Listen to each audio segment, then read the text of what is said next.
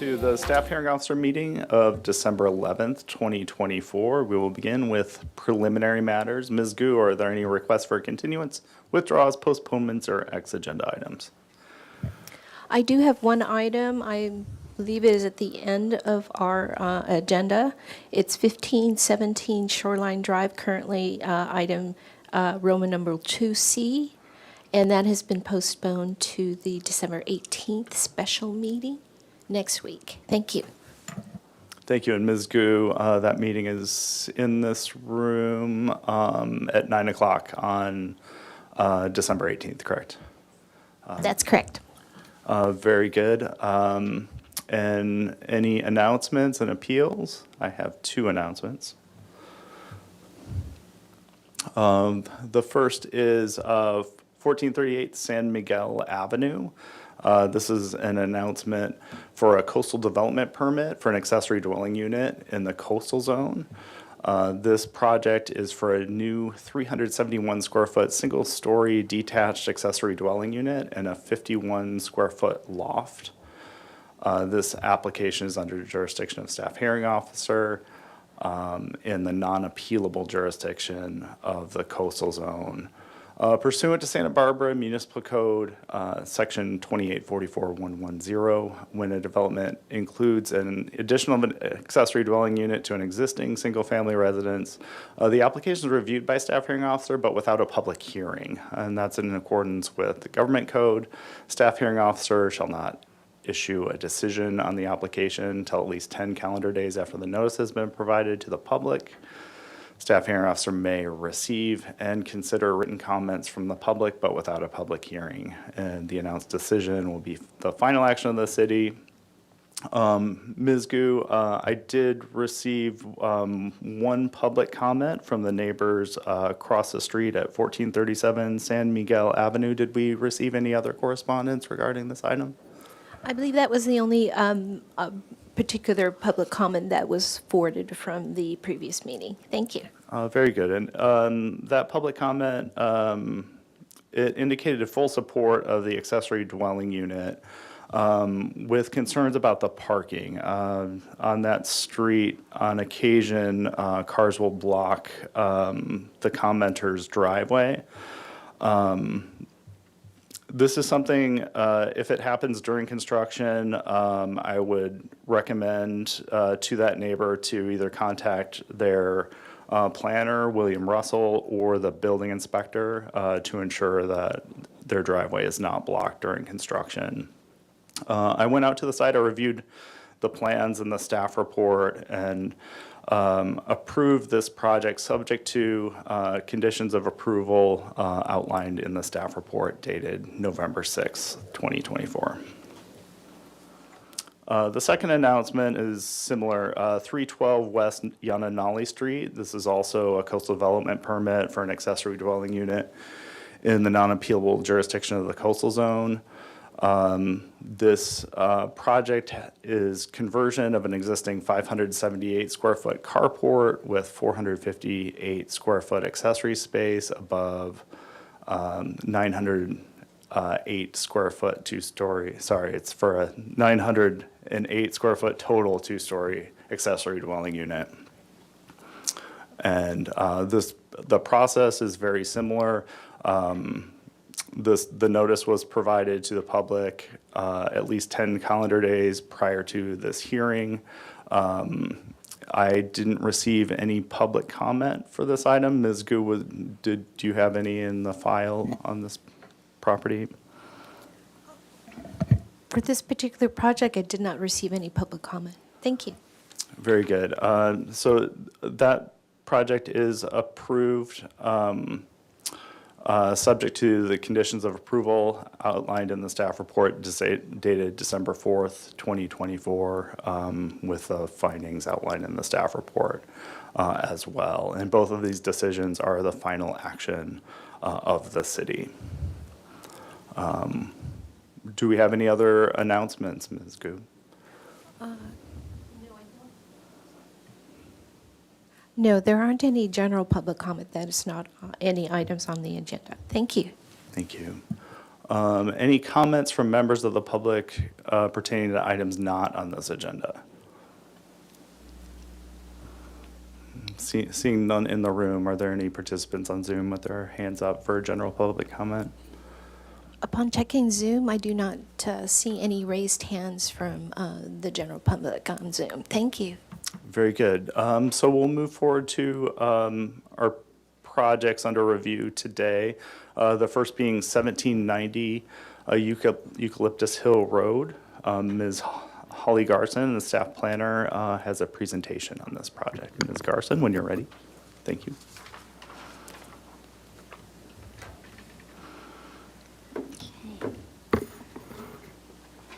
Do you need to read the project description?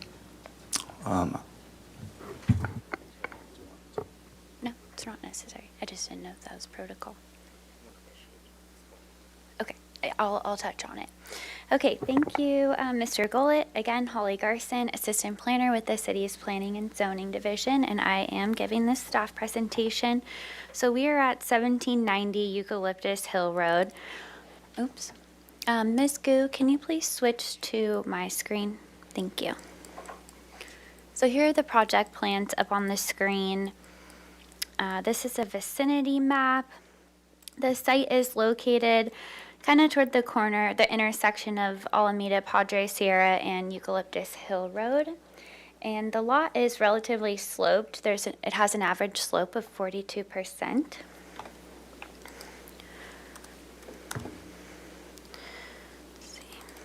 Okay, this is the proposed site plan. There is an existing site plan within the set, but I think that this combined site plan just shows the conditions nicely. The site's currently developed with a 2,178 square foot primary residence, single unit residence here. And it includes a 297 square foot non-habitable understory, which is this gray section here, and a 391 square foot detached carport, which is here on site. And the project proposes to abate an open enforcement case by permitting the conversion of this existing carport to a 2-car detached garage. And they also are proposing to convert this non-habitable understory to habitable square footage. And they would like to permit their as-built 567 square foot addition to the deck, which is this darker gray here. You can see the existing deck is this lighter gray. And additionally, there is an above-ground as-built spa that they would like to permit, as well as demo an existing shed, demo a sort of carport for an RV, as well as an associated deck. There'll be a secondary driveway leading to a proposed uncovered parking space. Additionally, the trees remain on site. They'll be removing some hardscape and proposing some landscape in this corner. And there is a minor zoning exception requested from the Single Family Design Board, which they are supportive of thus far, for permitting some as-built walls and fence within the first 10 feet of the lot line, just in this general area, to be slightly over height.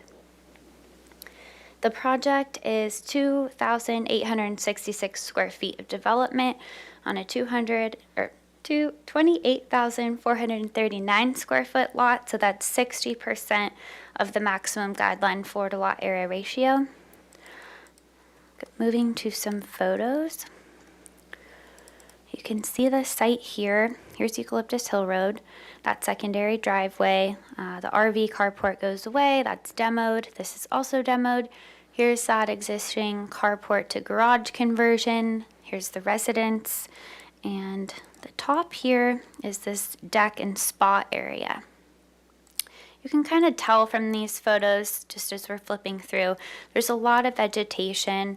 The property is almost sort of located in what feels like a canyon, as it is pretty sloped downward. It's an aerial view. Again, you actually can't really see the neighboring residents down here because they are located downhill. Here's the front of the residence. Again, residence, and here's that carport to garage conversion. Here is a portion of the deck that's as-built been extended, so they'd like to permit this as well as the as-built spa. This is looking from the rear toward the street. More decking. This sort of gives you a feel of the topography of the lot. Again, this is demoed. This is where the uncovered parking space, guest parking space will be. Demoed. Here's the front of the residence and the garage as seen from the street. The minor zoning exception at the single family design board is for these elements here, the wall and the fence.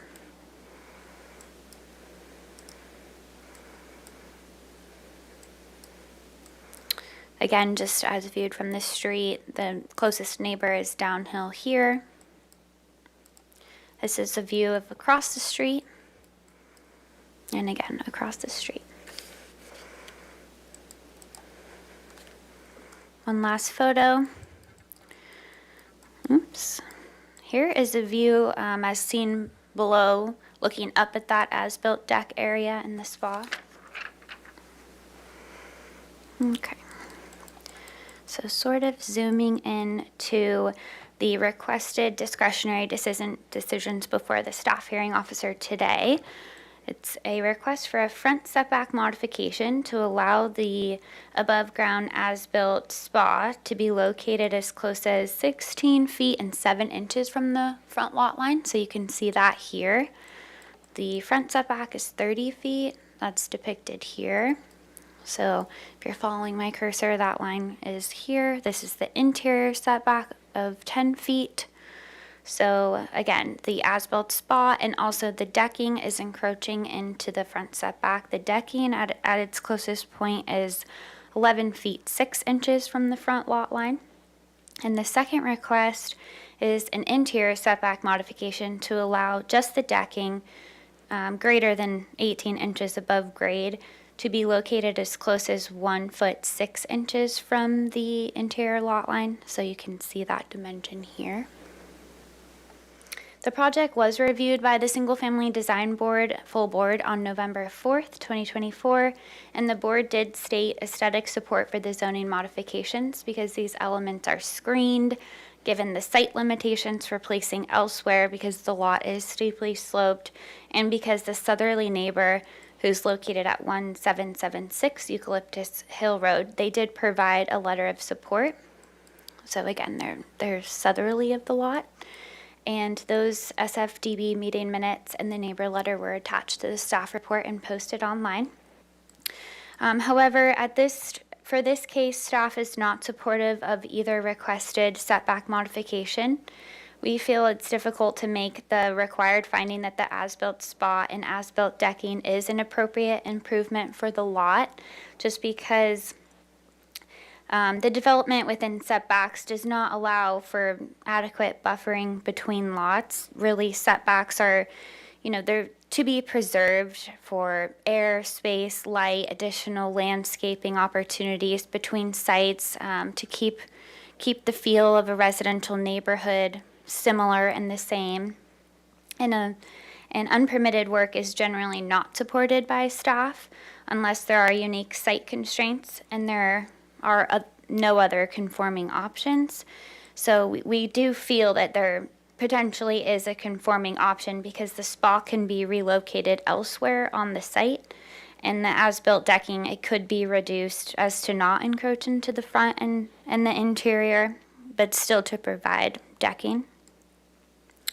So just to quickly finish out the plan set here, we have another site plan. This is for stormwater purposes. This is a section and the floor plan that just shows the as-built conversion of that understory to habitable square footage. This is a floor plan of the primary residence, but it does show the modification area nicely here again. as-built conversion of the carport to garage, roof plan. Here's some elevations. This fence, that's as viewed from the public right-of-way from the street, so the decking and the spa would be located behind that, not visible from the public right-of-way. Here's a view of that same area from the rear, looking forward. Again, the carport to garage elevations. And as part of the design review process, the applicant and owner have worked with the board just to add some landscaping to the fencing and resolve that in a nice way. And I just wanted to mention a quick thank you to the applicant and the property owner for coming in and going through the process to abate the zoning violations and that open enforcement case. So this concludes my presentation, and I'm here for questions if needed. Very good. Thank you very much, Ms. Garson. Mr. Paul Seacott is here. He's the applicant from Don Sherry's office. Mr. Seacott, if you have anything to add, and I'd specifically like you to address a couple of things. One is Ms. Garson says the intent of interior setbacks is separation of uses and privacy. I'd like you to speak a bit toward the development on the neighboring parcel and the development potential of the neighboring parcel. Topographically and by layout, it's in an atypical situation on Eucalyptus Hill Road right here. And also if you could comment on the options for accessible outdoor living space for this property and just more of the design thinking for the location of, especially the area that's subject to the two modifications. Thank you. So our client purchased this property a few years ago in 2022 and inherited some violations that she's now trying to mitigate, including the deck and spa on the south side of the house here. So because of the steep terrain and the physical constraints of the lot, it prohibits us from putting a spa out the main level of the house anywhere else on the property.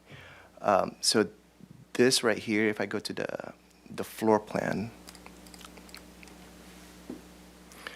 so this is the main level of the house. So there's really not much outdoor living space off of the main level, and that is the street level as well. So here's the location of the spa and the deck that we're requesting a mod for. We understand why the previous owners put the spa where it is, because it's the only place where they can build a deck on the main level of the house where you would want access to a spa. If we would relocate the spa outside the setback, it would be directly right there in front of that and right here. And it's just not an ideal place for it. Christina's neighbor, the owner's neighbor to the south side, is the only neighbor that's directly affected by this location of the deck and spa. He wrote a letter in support. He also mentioned in his letter that he cannot see the deck and spa unless he's on the rooftop of his house. And if you see, if I go back to the photos, street photos.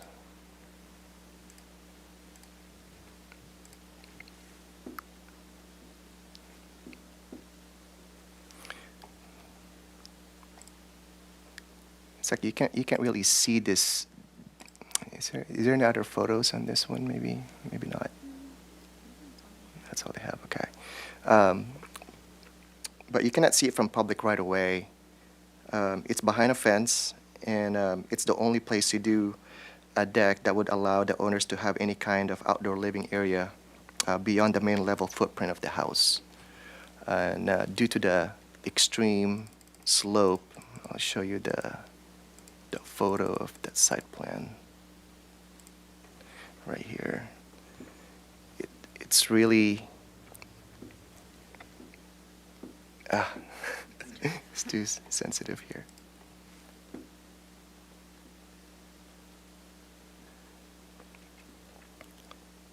So this corner right here, it, for the side plan, it's about 1.5 feet from that corner. So this corner here is this corner right here. So the property line runs along here, and again, due to the extreme slope, and then we also explored relocating the spot outside the front setback. That would be directly in front of the master bedroom, like I said earlier. Because of the slope of the property being so extreme, the location of the as-built deck provides an amenity that is a very valuable asset to the outdoor usable private living space. And that concludes my presentation. Yeah, so thanks. I think it's clear why the location was chosen on that site. As part of the assessment of whether or not this is an appropriate improvement, we're also considering the potential of development on the neighboring property. So I measured the distance between this improvement and the neighboring house. It was over 100 feet. And with the topography, I'd like to hear your opinion on the developability of the area adjacent to the setback on the neighboring property to ensure that we're not overly limiting the use and enjoyment of Yes. the neighbor's parcel. Yeah, we talked to the south neighbor, and he doesn't plan on developing any additions to his house on that side. It's due to the slope here. His house is maybe like farther down south. Oops. And there's just no way for any other development to go for that side of the house on the south side. And he cannot see it from, you can't see it from the street.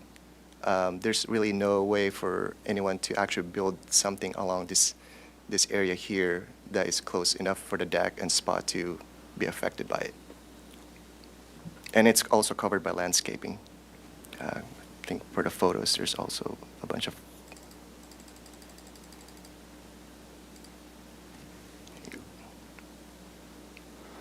It's on this side right here. Thank you. Yeah, that's consistent with my assessment of like the physical situation, and the topography would limit the location of any additional improvement on the neighboring property, such that there would still be adequate separation from this improvement from anything that comes next door. Is there anything else you'd like to add? That's all. Thank you. Very good. Ms. Gu, do we have any public comment on this application? For this particular item, we did receive a public comment from Doran Lintz from the KDL Revocable Trust. Thank you. And I did see that that is from the owner of 1776 Eucalyptus Hill, referred to previously, the adjacent property owner to the south. And that property owner, as has been stated, says they can't see or really detect these improvements. I went to the site.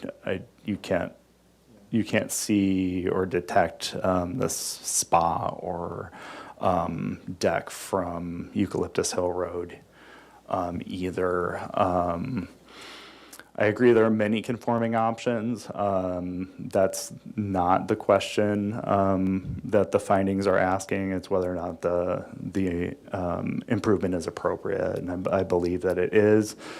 That said, we don't encourage work without permits.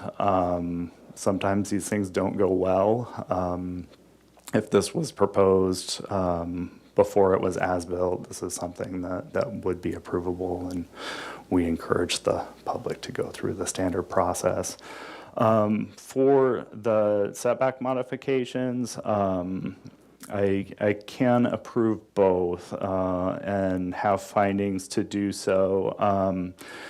Each of those modifications is consistent with the specific purposes of the residential zones, which are to preserve, protect, enhance the character of cities' different residential neighborhoods, ensure adequate light and open space for each resident, enhance livability, and develop and sustain a suitable residential environment, and ensure that the scale and design of new development and alterations to existing structures are compatible with scale, mass, and character of their neighborhoods.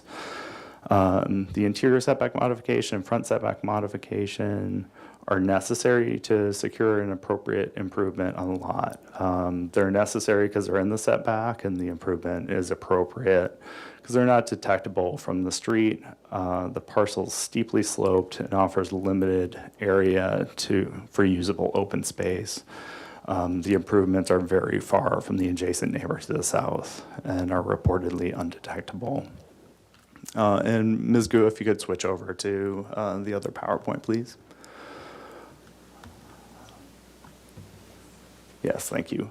This approval is appealable to the Planning Commission for information and guidelines on how to appeal the decision of the Planning Commission. Please contact Ms. Garson or planning staff at 630 Garden Street or through this email address. Appeals and associated fees must be submitted by January 6th, 2025. Very good. With that, I'll close the item. Thank you very much. Thank you, Mr. Galli.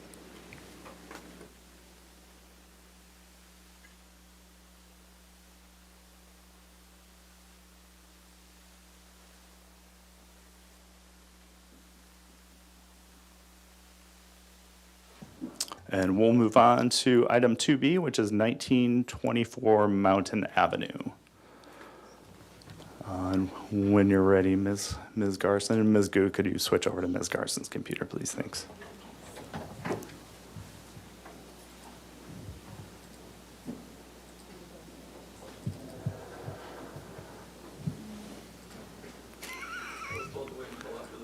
You can come up to the front row if you want.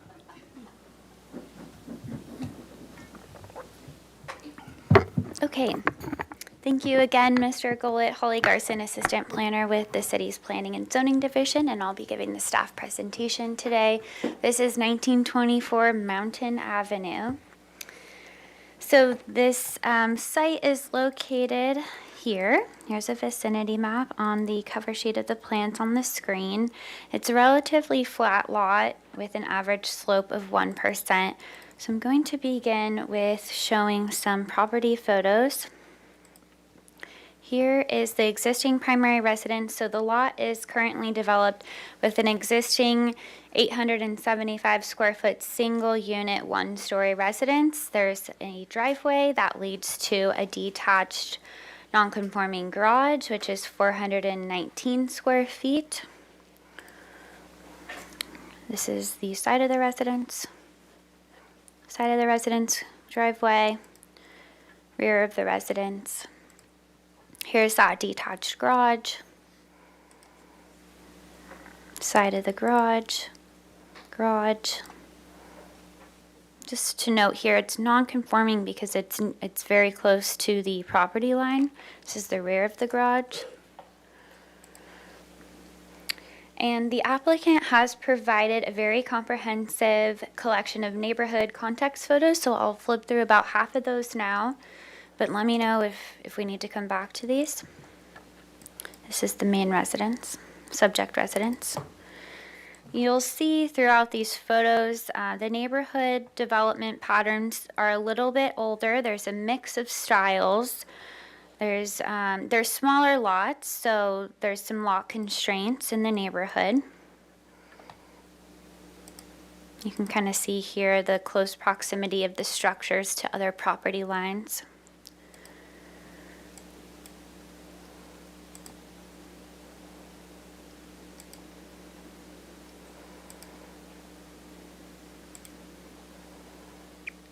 This is similar to the subject lot in that there's a driveway leading to a detached garage toward the rear of the lot.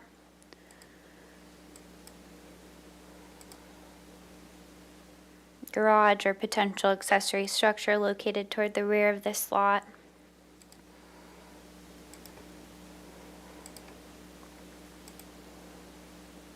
So again, a mix, and I can definitely come back to show more photos if required. So jumping to the site survey that's on this screen, this just identifies the existing primary residence here in this footprint. Here's the driveway leading to that existing non-conforming garage. Okay. So we have a existing site plan here, and then scrolling down on the sheet, here's the proposed site plan. So the project consists of demolishing the existing non-conforming garage and constructing a new 224 square foot detached one-car garage with attached 156 square foot storage area dedicated for the existing primary residence. And this will be located within the interior setback. Let me zoom in. So you can see this dashed line following my cursor, that's the existing non-conforming garage. And then this area here with the vertical, that depicts the proposed garage. And so you can see that the proposed garage does push slightly. It adds some additional square footage toward the front of the square footage within new square footage within the setbacks. So you can see this line where my cursor is, that's the 5-foot base zone interior setback line. And then of course we have slightly reduced setback for the ADU of 4 feet. And at the closest point, the existing encroachment of the garage is about 2 feet, 1 foot 9 inches. And that will remain, or that's proposed to remain. So the applicant is requesting an interior setback modification today from the staff hearing officer, again, to allow that proposed garage and the accessory dwelling unit to encroach into the 5-foot interior setback for the garage, the base zone, and the 4-foot interior setback for the ADU. Additionally, the project proposes a tandem uncovered parking space in the proposed driveway, so that's here. This is the uncovered parking space. Again, the covered parking space is within the garage. And on this lot, this configuration requires a parking modification to allow that one covered and one uncovered parking space to be in tandem.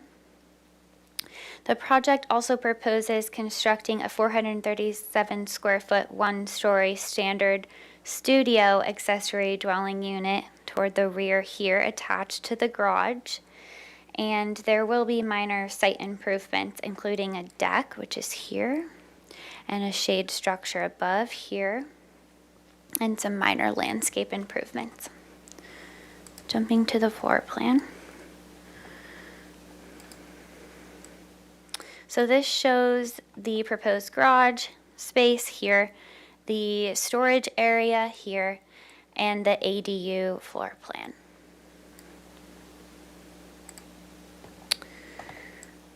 This project did not require design review, so staff is supportive of the parking modification request because transportation staff is in support and found that the tandem parking does not create a safety hazard or traffic impact. And the required finding for this specific modification is that the parking demand will be met. It's anticipated to be met since they were proposed that they had 2 covered parking spaces, and now they will still be retaining 2 parking spaces for this lot. However, staff is not supportive of the requested interior setback modification in this case because there are conforming options for this project. The property, it does have sufficient space to build conforming parking and the storage and an ADU that meet all setbacks and open yard requirements. So we feel there's no on-site constraint that necessitates the relocation of existing parking or locating a portion of the ADU into the required 4-foot interior setback for ADUs. Let me flip back to the site plan quickly just to show here's that open yard space.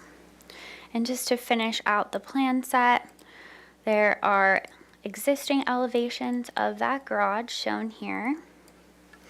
And then there are some proposed elevations just showing the garage, that storage space, and the ADU beyond in the rear. So this concludes my presentation, and I'm available for questions if needed. Thank you. Oh, very good. Thank you, Ms. Garson. I see the property owner, Mr. Bolton, here. I have a couple questions for Mr. Bolton, if you could come up to the microphone. I'll have your, the plans minimized. Did you? Oh, you have a presentation, Mr. Bolton. I don't need to do it though. I'll leave that up to you. Question I have, your application materials were great, super helpful for understanding the project and some of the thinking behind it. And you analyzed a lot of different options too as part of this. If you could speak to the design considerations for what you're proposing a bit, including like vehicular maneuvering, that looks like a constraint with your driveway location, open yard, and accommodation of this ADU. If you could speak to that a bit with regard to the appropriateness of the zoning modification for the interior setback encroachment. Yeah, absolutely. Thank you, Mr. Gullett. Timmy Bolton, property owner. So if we first go to maneuverability, I have, there's an existing single-family residence here. I have a undersized driveway here that basically makes it challenging for most modern cars to even go on. But based on these distances and coming over, if you were to move this garage to have a conforming setback, I don't think you can actually make the turning maneuverability to go in for a two-car garage here. One of the things that I've been challenged with as part of this project is being compliant with the stormwater stuff, with the open yard, and also, if I can pull up here, I think it shows a diagram for drainage. But essentially, this entire block was graded wrong from a topographic standpoint. And yes, it's generally flat, but there is topography that drains everything towards the rear here. And if you were to start moving this structure further away, it would only magnify that. Plus, you start running into some issues around site design for the function of that deck, shade structure, and then compliance with the open yard as a result of that. And then similarly, if you're trying to make this turn to go into a two-car garage, it doesn't quite work.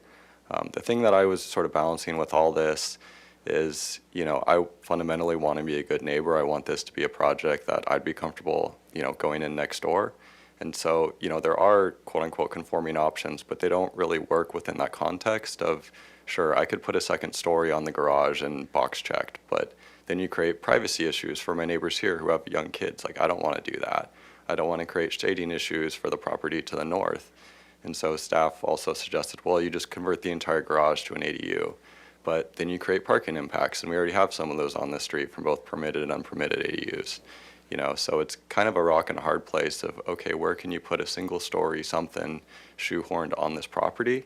And it really only works if you put it behind the garage here, but there's just really not quite enough space. And so if you're just able to eat into it a little bit, just a couple feet, and then have the bathroom in that corner and shift that function forward, which is basically what's shown with this diagram here, you end up with a truly livable unit here that has, it's compact. We're talking about a 400 square foot ADU, but it does have sort of all the minimum dimensions, compact appliances, an actual bathroom, a functional kitchen, a compact love seat that actually make it a nice place to live. But the necessity to have that bathroom here is then we have a balance of square footage that doesn't meet the minimum parking dimensions, which is then necessitates that tandem component here. I tried I spent so many hours and architecture hours trying to find some sort of conforming option that worked, but just from like a functional standpoint as well as a site constraint standpoint based on all the other regulatory requirements, this was really the only one that worked. Thank you. I really appreciate that. We did receive 3 public comments from neighbors. Could you speak to your neighbor outreach? It seemed some mentioned their appreciation for you keeping them in the loop and informing them along the way.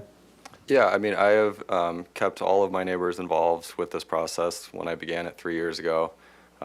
They are all in support of this project, to my knowledge. I'm grateful that 3 of them were willing to submit public comments, including the one that's quote-unquote most directly impacted from this. I also have via text message the property behind, so I think I have an aerial somewhere in here. Maybe not. Did I miss the? Oh, there we go. So, letter of support from this neighbor, from this neighbor, from this neighbor, and this one via text message. So yeah, I mean, I was very deliberate and intentional to make sure that I'm being a good neighbor, that I'm respecting privacy, and that, you know, if there's any concerns, I address that as part of this project. So, been very deliberate and intentional about that. Also want to highlight that, you know, quite literally surrounded by all sorts of properties that have accessory buildings in the setback. If you look at this aerial, here, here, here, here, property behind this one that was recently converted to an accessory dwelling unit with, you know, the back wall that I actually believe is over their property line into this neighbor's ever so slightly. But the point being, there's, you know, certainly precedent and consistency for this type of development and this type of use on this block and in the greater neighborhood.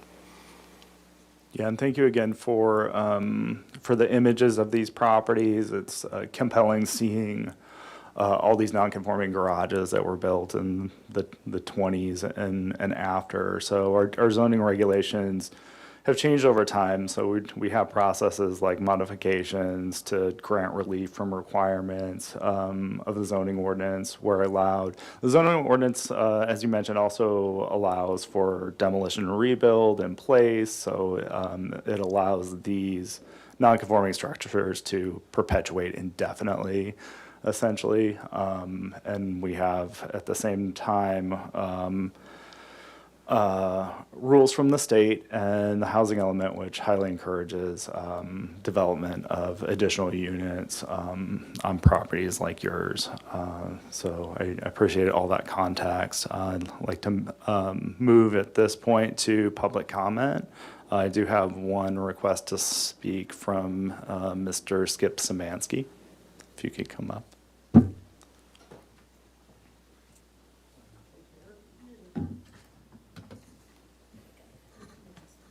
Okay. Good morning, Mr. Gullett. Good morning, Ms. Garson. Thank you. I did send a letter. I did want to highlight a couple of items. Number one, Timmy Bolton is a great neighbor. It's not just, we're not just saying that. He has kept us in the loop. And some of what I wanted to say, you, Mr. Gullett, actually brought up. The parking, if you do look at this overhead, you will see that many of the properties, they're actually 50 feet wide. So they have a long, deep driveway. They have a setback for the main home, but they put the garages in the back. And they push the garages all the way to the property line, and in some cases further than the property line, so that they would have more yard space. That's one of the points that Mr. Bolton made when he was laying this out, that rather than having 5-foot setback, the garage, less open space, this, keeping the garage up against the property line, works. The interior plan is very thoughtful. In my letter, I referenced the housing authority and the narrow units. So he's respected and honored that philosophy that the housing authority carries. And again, neighborhood appreciation, and actually your comment on the site plan, that when you look at the neighborhood, and if you expand out, it's way, way further. It is compelling with where those garages are located and the increased yard. My mother lives 5 blocks away on Chino Street. She has that same exact situation with her neighbor with the garage right on the property line. It actually creates a nice backyard sanctuary because that wall is there. So I fully support this project. I think the presentation is very compelling, using your words, and I support it. Thank you. Good. Thank you, Mr. Szymanski. I don't have any other requests to speak. Ms. Gu, do we have anyone online that wishes to speak? Upon checking Zoom, I do not see any raised hands, so no one is asking to speak on Zoom. Thank you. Okay, I'll close public comment. Just one more question for Mr. Bolton regarding the interior setback modification. Could you estimate the area of increase of the interior setback encroachment from what you're proposing? Mr. Gola, I believe it comes forward, it's like 3.5 feet is from the existing to proposed. I thought this was dimensioned. Looks like it's 4 feet. This is right. Yeah. And I do want to point out to that comment, you know, there's a finding of yours that relates to consistency with the municipal code. And, you know, when I initially started this project, I was told this thing could be ministerial approved. And the reason for that is there's different sections of the code that essentially allow every component of this project to exist. And so, you know, there's a shift in that perspective going through this process when other interpretations have been realized. But the outcome of this project as proposed, if I piecemealed this over time, could end up with the same amount of expansion based on the fact that it's non-conforming to the minimum dimensions of the parking today. So if I were to do that parking expansion, I could effectively get the same amount of extension of garage, as I understand it. No, thank you. I appreciate that comment. I'll also note that the city's changed its accessory dwelling unit ordinance, I believe, 6 times in the past 8 years. There's new state legislation every year that generally necessitates updating ordinances, and we anticipate more. Our housing element wants the city to facilitate accessory dwelling units more. This is the way to do it currently with a project like this is through this process. I anticipate that this will be easier and more streamlined moving forward in the near future. Thank you again for your application. I completely concur with staff's findings on environmental review and for the parking modification.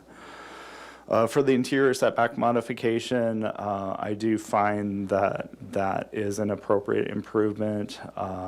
It's consistent with purposes of the residential zones to preserve, protect, and enhance the character of the city's different neighborhoods, to provide for a full range of housing options to suit the spectrum of individual lifestyles and space needs, and ensure continued availability of the range of housing opportunities necessary to meet the needs of all segments of the community consistent with a general plan, to ensure light, air, and open space for each residence, enhance livability, and develop and sustain a suitable residential environment, and ensure that the scale and design of new development and alterations to existing structures are compatible with scale, mass, and character of their neighborhoods. This interior setback modification is necessary to secure an appropriate improvement on the lot. Although the proposed encroachment is greater than the non-conforming garage setback, the encroachment accommodates new housing, open yard, and parking while reasonably maintaining the existing architectural character of the neighborhood. So with that, I approve the project, and Ms. Gu, if you could switch over to the other computer, please. Like the previous project, this decision may be appealed to the Planning Commission. For further information and guidelines of how to do that, please contact planning staff. It could be Ms. Garson at 805-564-5578, or the counter at 630 Garden Street, or in writing by email at the email address on the screen. This would have to be done before the end of the business day on January 6th, 2025. And with that, I close the item and adjourn the meeting. Thank you.